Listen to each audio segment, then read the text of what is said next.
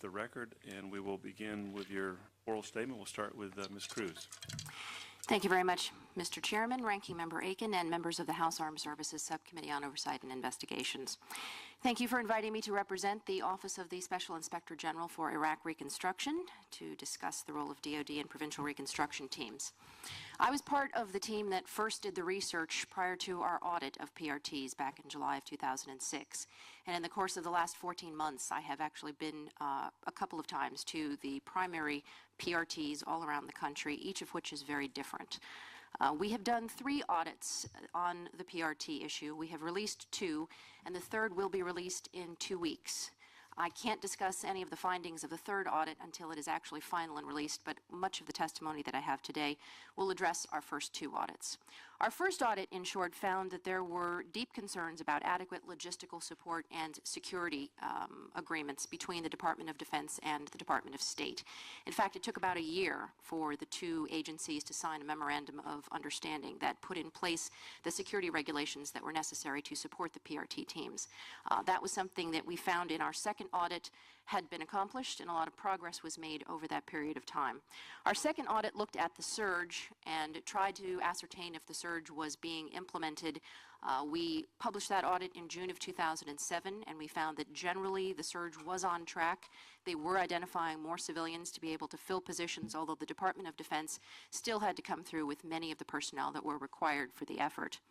We found, I think our most important finding from our second audit, though, was that there was still a lack of defined objectives, milestones, and performance measures.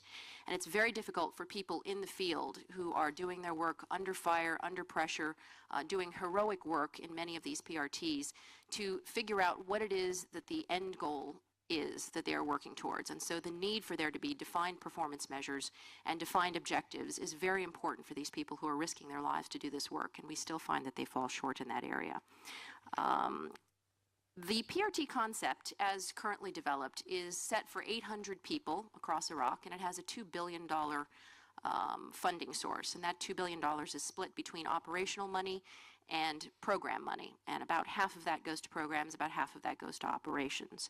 It is a 2-year-old project, and the PRT personnel basically do their work by conducting face-to-face meetings with provincial government officials in every one of those provinces.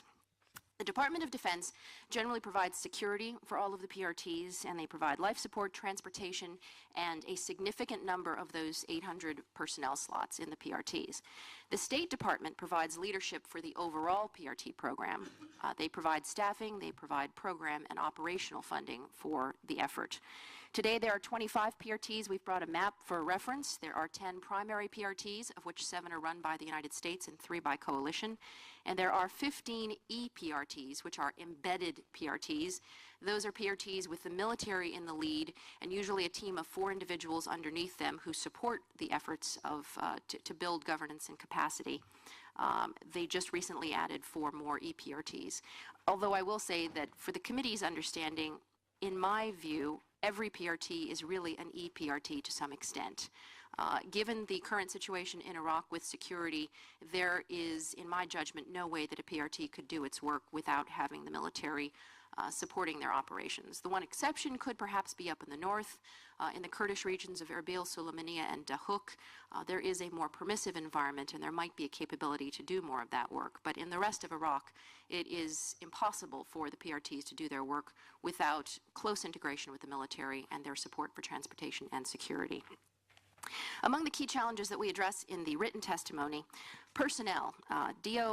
Department of State and the civilian agencies have had a very difficult time finding personnel for these efforts. In some cases, we have found that because there is no ability to compel individuals with the right skill sets to go in, they rely on volunteers. And because of the dangers and because of the nuances of where this will put you on your career path within their civilian agencies, there's not necessarily a reward for a person within their career path to take the risk of working in Iraq and to put in a year or 2 working at these PRTs.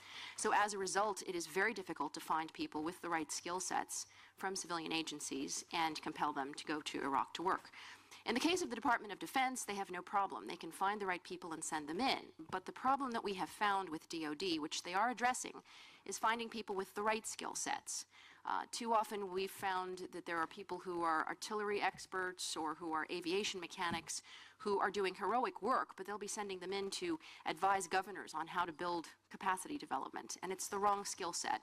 And they try very hard, and they're doing the best work that they can, but the skill match is not quite there yet. So the Department of Defense, we feel, could do a little bit more work in trying to match up the skills better to the job. They have done a better job of that. In the last time that I was out there, they were finding JAG officers to work rule of law. They were finding reservists with MBA degrees to work economic issues. So there has been progress in that area. On the issue of civilian-military integration, the problems that we are finding are that there is really no permanent, predictable method of integrating decision-making and resource sharing. Instead, there is a patchwork quilt of memoranda of agreement and fragos and military orders and cables that all together sort of provide the policy underpinnings that are used by PRTs. It makes it very difficult for the people in the field to figure out how to apply those rules and goals and missions because they're constantly changing, they're not set in stone, and they're not understood well by the teams. And without frequent communication, the policy is really not devolved down to the field level. So that is one of the problems that we have identified. Plus, the military is much better resourced. In many of these areas, we're talking 6,000 soldiers or more in an area on the streets. They've got millions of dollars in CERP funds. They've got billions of dollars in Iraq Security Forces funds. They've got helicopters. They've got vehicles. They can fly the governor down to see the ministries. They have all the resources. The PRTs, you're talking less than 100 people, in some cases less than $10 million. And so the disparity between the resources and the influence that the PRTs can bring and the resource and the influence that the military can bring is very significant. And so that necessitates very close coordination between the military and the PRTs. On the security front, again, the only way that you can move is with military support around the country, and that causes a lot of problems. Right now, if the Diyala team wants to meet with anybody in the governance center, or if the team from Mosul wants to go down and have a meeting with the governor, the only way they can do that is with a full complement of military, with Humvees and all of the security support. So the military is the only way that they can move around in those areas. They did look at private security, but that would have cost $2 billion, which is unsustainable, and so they have depended on the military to do that. On the issue of coordination, there's about $44 billion in U.S. money that's flowing around the country, and that's dozens of funds that are administered by several independent agencies. And Iraqi officials commonly suffer from something we call interlocutor fatigue, where a whole parade of U.S. officials, a major, a colonel, a PRT team leader, a USAID guy, a contractor who works for USAID, will come in at various points and will meet with Iraqi leaders. And so it's very easy to see how the Iraqis get extremely confused and how PRTs spend an inordinate amount of time trying to coordinate and still fall short because there's just too much coordination that needs to go on. There's too many funds, there's too many moving parts, and so it becomes a very difficult challenge for PRTs to not only manage the civilian agency military cooperation, but then you add to that the cooperation that they have to have with the government of Iraq. And then the last dimension is the government of Iraq itself has a bifurcated government system where you have local government that does not talk to the national level government. And so the PRTs are very often in the position where they not only are getting the American officials to talk to each other, but they're also getting Iraqi officials to talk to each other. And it becomes an almost impossible challenge, but they're doing very good work in that area. Quickly going through some positive developments. In the surge, we have seen the 10 PRTs stand up. They've got 5 more coming. Of the 804 slots that are dedicated for PRTs, 610 have been filled. The Department of Defense has filled 96% of its slots. The State Department has identified 68% of its slots. And that's in comparison with a year ago when there were 238 people staffing PRTs. 67% were from the State Department, from Defense Department, and 16% from the State Department. So there has been an increase in the amount of civilians that are coming in to staff the PRTs. One of the things that PRTs have decided to do to replicate DoD is to create something called a Quick Reaction Fund. CERP funds, as we have noted, have been very effective because they don't have a lot of bureaucracy. You have small amounts of money that you can apply on the ground quickly. And so the State Department recognized that, and they've taken their State Department money and created a new project, or a new program called QRF, where they're going to start with $200,000 per province to put that on the field. So that's a positive development. Ongoing challenges, the organization that leads PRTs is called the Office of Provincial Affairs, OPA. They have had 3 heads in 4 months. They're constantly changing the leadership, and all the people that work the primary coordination points between all of these 25 PRTs have almost completely changed out in the last 3 months. As a result, you've got people in the field who have very little support from headquarters in Baghdad, and that has been a huge challenge and a huge problem. The new head of OPA, who I met about 2 weeks ago, says that she is committed to stay in her post for 2 years. That will be significant because not many people do 2-year tours in Iraq, so that would be a significant improvement if that happens. Ms. Cruz, what's her name? Her name is Phyllis Powers. Thank you. She is an ambassador. In closing, the PRT program is one of the most valuable programs that the United States runs today in Iraq. It has come a long way in a year, and with further improvements, it could serve as a model for civil military stabilization and rehabilitation efforts. The PRT program expansion is on course, but in large measure because of the heroic efforts of the individuals that are in the field and actually doing the work. Thank you very much for your time and attention to these matters, and I look forward to answering your questions. Thank you, Ms. Cruz. Ms. Parker. Some of the things that we have done or need to do or have neglected. SIGIR has spent a lot of time in the last 3 years gathering information that we feel it is important to analyze and then provide back to the Congress broader recommendations on how to do this better. And one of the conclusions we always end up at is that the interagency process is not functioning well. Most of the problems that you will see in Iraq occur at the point where 2 agencies have to do something together. And because the funding is not worked, it's not singular sources of funding, whoever has the funding is the one that gets to make the decision. Because the lines of authority, the chain of command issues are not joined or coordinated, you very often have problems in the gap between one agency and the other. I can tell you that our organization is working very hard on a capping lessons learned that will take the Beyond Goldwater Nichols suggestion that we had in our 3rd lessons learned report on program management. And we're going to try and more fully develop some suggestions for the Congress on ways that they could address that. But fundamentally, it's the way that the U.S. government is organized today. It is not, in our opinion, organized to be able to carry out this type of a mission. At no point is there a single decision maker who can arbitrate between the various agencies that have very different views on what needs to occur. And when it comes to things like PRTs, like governance, in the case of Iraq, there's very much the need for a single pool of funding. I think, as Michelle pointed out, I think that was a great point that we are looking at as well. There's a need for a coordinated line of authority that will distinguish between the Department of Defense's priorities and the international development priorities in an area and be able to make decisions that consider both. There are some major changes that Congress will need to look at. There's a lot of discussion on Beyond Goldwater Nichols that CSIS has participated very heavily in. And the Congress has talked a lot about this. There's a lot of efforts out there now, both at the Department of Defense and Department of State. The coordinator for Reconstruction and Stabilization at the State Department and Department of Defense Directive 3000.05 begins to look at that. But in our view, there's a lot of discussion and there's a lot of words on paper, but until we can actually come up with a structure that can supplant the stovepiped way in which DoD and state and USAID operate, we will not be able to overcome the systemic challenges. And it's purely because of the effort of individuals who get it and are able to work with each other that this program is even functioning. Do either of you have any comment about Congress's role in this? Yeah. Would be doing.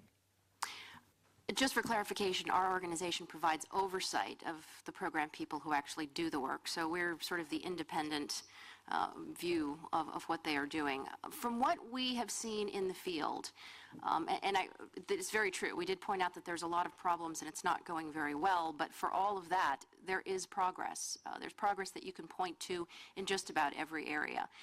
The provinces have developed basic capacity to govern at the local level. That's a general statement. It varies widely from province to province. The more developed provinces don't have that issue. When you talk about Kurdistan, they have no issues. But when you start to go down south, some of the smaller provinces do have issues. But the PRTs, and I have to sort of commingle the two things, the PRTs and the military presence in the area, both working their own areas and working together, have had a palatable effect on the ability to govern in these areas. We'll have some specifics on it in the audit that we're going to release in 2 weeks. But from what I have seen, there was no local government. It was a very centralized, Saddam Hussein-controlled government. And in the intervening time, these local provincial councils have started to get engaged. They're talking about putting together plans for what they need to do in their communities. They're having discussions. There are major sectarian divisions that have to be overcome in some of these areas, and that's hindering progress. And one of the biggest problems is there still is not a provincial powers law, which in fact gives these local governments any clarity on what it is they're supposed to do. So in some cases, there's the seeds of democracy have been planted, and they're beginning to talk, but they're not yet able to say, I have the ability to direct reconstruction programs to occur or to direct the chief of police in my area. So there has been progress. It's come a long way from a full stop. There was no local government, and now there are the beginnings of local government. But there's a very long, very difficult road ahead, and whether they're going to be able to actually coalesce into governments that are able to provide the basic functions and the essential services for their citizens, I don't know if that's going to happen. Are we waiting for Baghdad to basically give them that authority, or can we at the local level, working through the military, say, okay, we're designating you, you're going to take care of police, and you're going to do education, and you're going to do health care, and this is a local issue, and just take over and take charge? Do we have the authority to do that, or are we still kind of waiting for Baghdad to... It is dependent on the Iraq Council of Representatives to give them the legal authority to be able to run their own affairs. And we're talking the Iraqis in this case.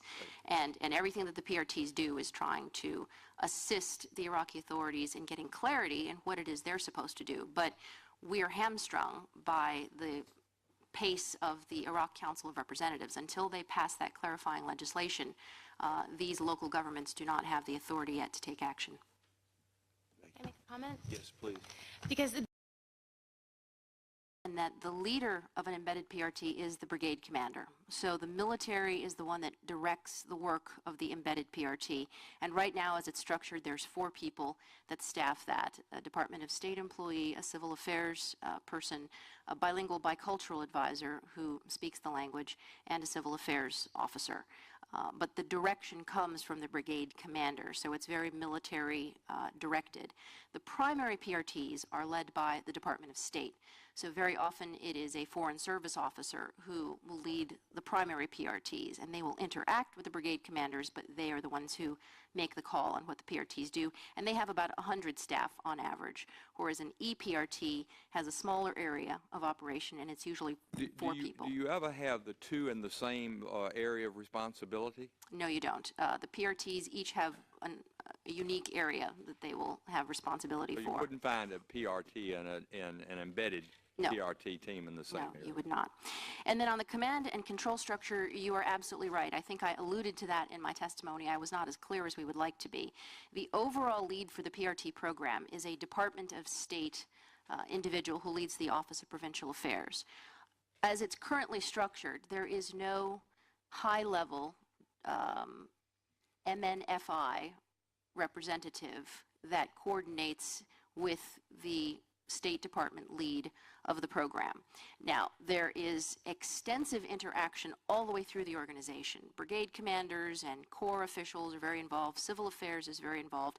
So all the way through the structure, there's a lot of lashing up. But when you get to the top, there is not a high-level person on the military side that sits at the right hand of the person who leads the PRT program, who at the moment is an ambassadorial level position within the embassy.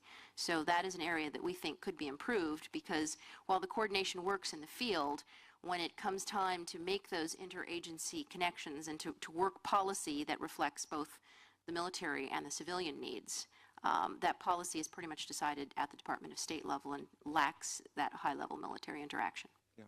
Ms. Parker. in Afghanistan,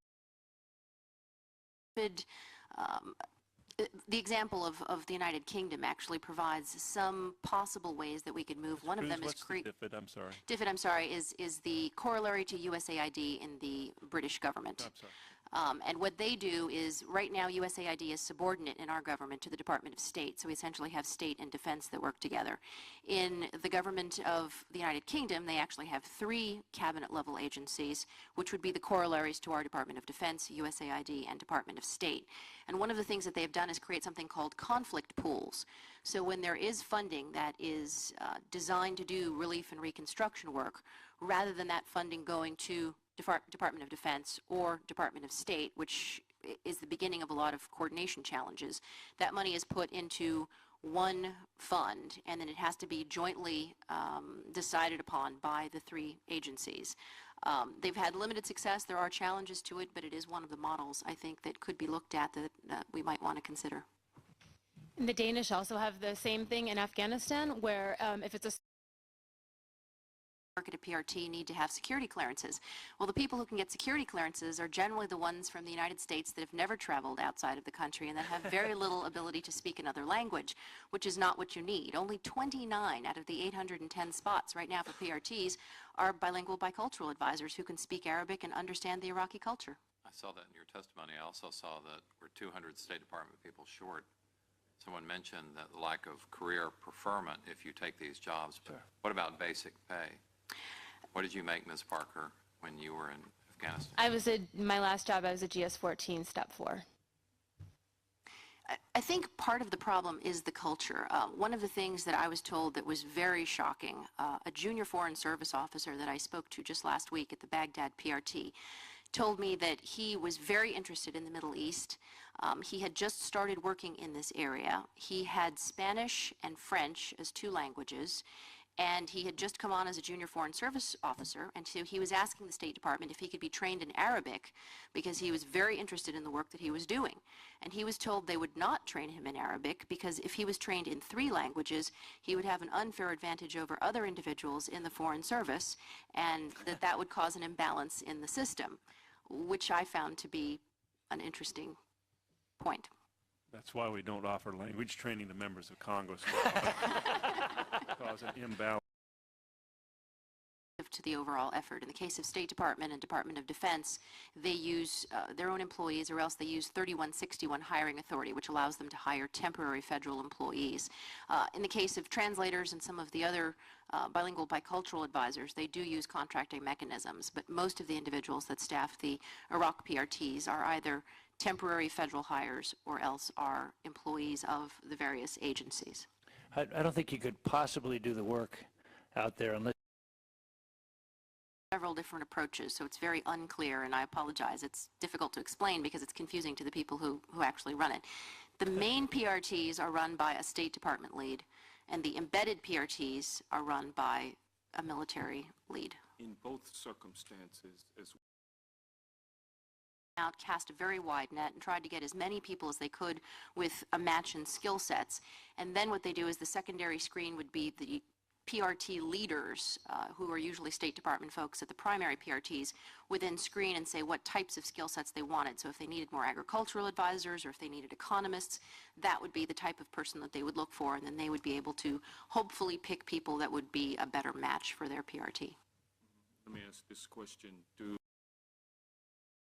It's more of an O&M budget issue for the Department of State, and that's one of the limiting factors because they don't have sufficient funds to really be able to hire, I think, as many contracted employees as they would like. So one of the limiting factors in their being able to bring on more contractors at the State Department is the limitation in the amount of funds that they have to hire people to staff the PRTs. All of the money right now that's appropriated through the supplemental and through the main State Department is for actual program work and for not only for projects, but for the operations of the PRT. A lot of the staff, it's hard to nail down where the money is coming from because the State Department eats the salaries and the contract funds within their operational budgets. We'll go to another round. It is a very major challenge for the Department of State. But again, if we look at the system, the way that the system is structured, it allows that to be the case. When you've got a State Department system that rewards different things, at the end of the day, everybody does something that's going to be in their best professional interest. I mean, I think that it goes for just about everybody in this room. And so if it's not in the professional interest of an individual within the Department of State, within their career path, to serve in a location such as Iraq, then you're not going to have those people volunteering for Iraq. I think there's been a lot of progress along that line. We've seen a lot of changes in the policies and in the statements in the State Department that if you serve in Iraq, that it will be viewed as something that will put you a step ahead of everybody else in your career path because you are making that sacrifice. But when you come right down to it, the military joins the Department of Defense knowing that they could be sent to war, knowing that they could die. People who join the State Department do not make those same choices when they join the State Department. And so there are family considerations, there's the personality considerations. These are not people who necessarily signed up 5-10 years ago in their career to do this. You're giving. Yeah, I did not bring that up, and I was remiss in that. The PIC process, as it's called, Provincial Iraqi Control, is a very serious impediment to the PRTs being able to do their work, and yet we do not see any clear sign of coordination between the military decision makers who make the call on changing the footprint of the U.S. military in Iraq and the people who are trying to do the PRT work in the provinces. There is not good coordination on that process at all. And sometimes the statements are made that the military, for reasons of wanting to turn over portions of the country to Iraqi military control, they're saying, well, this will be good, we'll pick this province, and once that's done, then the PRTs will be able to come in and they can work on developing governance. Well, the problem is that PRT will most likely not be able to ever get in that province again to be able to have the meetings with the provincial governors. And that's the case right now in Najaf. That's the case in Kerbala. There are what's called PSTs, where they take individuals who have those PRT skills. They're sitting in Hilla. What's the S? The S is Provincial Support Teams, just another acronym. But these are individuals with the same mandate or ostensibly the same mission who are sitting right now in the PRT in Hilla, and they're unable to make phone calls, they have no visibility on the ground, and they're supposed to be developing that governance in Najaf, and Najaf right now is essentially a black hole. We don't know what's going on there. We don't know the ability of the government, and we don't know what the capability is to develop that going forward. And that's largely because we don't have a military presence any longer. And so as the military is looking at the PIC process and as they're closing down forward operating bases, the cost implications, the presence shift between having a coalition force there and not having a coalition force there has a massive impact on whether a PRT can perform its mission. We're going to look at that a little bit more in our audit that's coming out in 2 weeks. And in Mr. Barton's thoughts, what should happen is if this